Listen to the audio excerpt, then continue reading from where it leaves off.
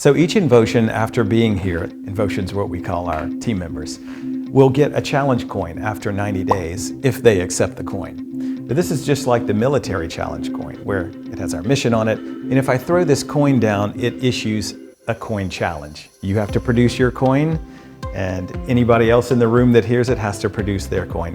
It's a way of building community and also having something in your pocket a little bit heavier than a regular coin that reminds you that you are the professional and that you're part of the Envoc team. You challenge your coin, you bring it out and you drop it on a table, or you challenge the team with your coin, and everyone else needs to show their coin as well. And if they don't show their coin, then they get tagged with buying a round of drinks or whatever it may be, of treats or whatever it is that we do for all those that don't have their coin handy. So we carry our Envoc coin at all times, and that just sort of reminds us our mission, our statement, what our purpose is. The coin challenge is very similar to something I did in basic, which is where like an NCO would walk in and everybody had to get up and they had to go on a parade rest very quickly, right? And it was a show of respect, for the NCO's experience and what they do.